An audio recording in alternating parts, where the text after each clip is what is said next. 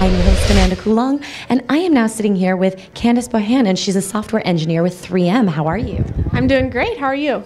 I'm great because I'm sitting here with a female software engineer. I really, really like that. Woo! Let's have a cheer in the audience. So you're working on some cool intuitive design. So talk a little bit about what you're currently working on with 3M.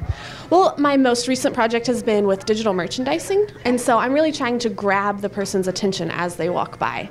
So you may have seen some virtual presenters that we have set up in the space over there in the convention center, and those are really fun. I worked on a prototype for that where you kind of gesture at it and you can get different information depending on what you're gesturing at. But I really like bringing the user into the world, whatever it happens to be. And then once the user is in the world, it's like they really get it. They understand what's going on a little bit better. What do you see as being big problems with UX? I mean, are there certain thou shalt nots that you tend to follow? Oh, there's lots of thou shalt nots. I probably couldn't even list them all.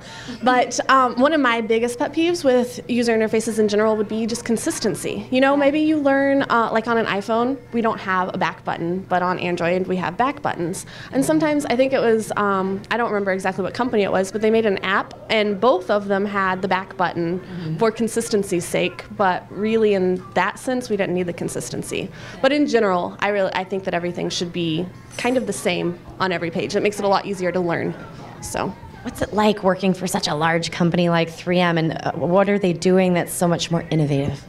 Well, I think that what 3M really has going for it is its huge diversity of products, of people, all this kind of stuff. We're really new with the electronics and software world. I think I've been at 3M for 2 years now, and that's kind of when electronics and software got kicked off. So it's really cool to see how we can put software into other products, such as maybe filters, the water filters.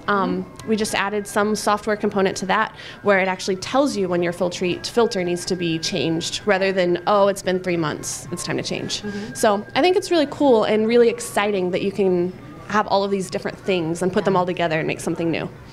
Yeah. What's it like being a female software engineer at a very large company? Are there more of you? No. There are very few of us. I can think of like 5 off the top of my head, but this is a company of 80,000 people.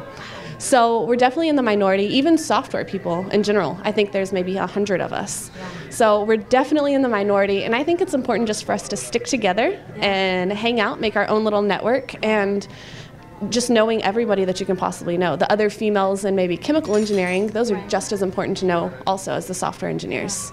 So. Do you take part in hackathons or anything like that too? Yeah, we had a hackathon a while back, maybe a year and a half ago. Yeah. It was a lot of fun. We had maybe 10 of us, and we divided up everything, low-level stuff, mid-level stuff, and the application layer, you know.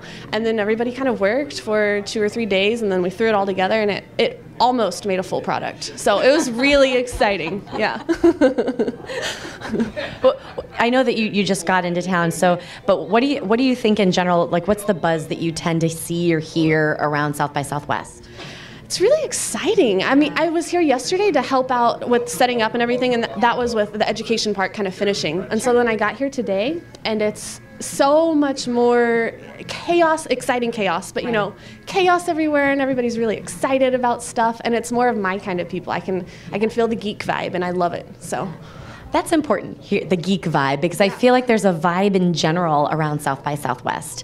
And maybe it's the place, maybe it's the barbecue, you know, maybe it's the y'alls and the accents that we hear from the locals and we might pick up when we've had too much to drink. But there's a vibe around South by Interactive that having gone to many, many conferences, you just don't necessarily find anywhere else. So. Yeah, and you're somewhat local, right? Yeah, I actually work here in Austin, and I live just right outside of Austin. But yeah, it's great. I love being down here, and the vibe, like you said, there's like a nice geek vibe, a nice music vibe. I love Austin. It's a great place.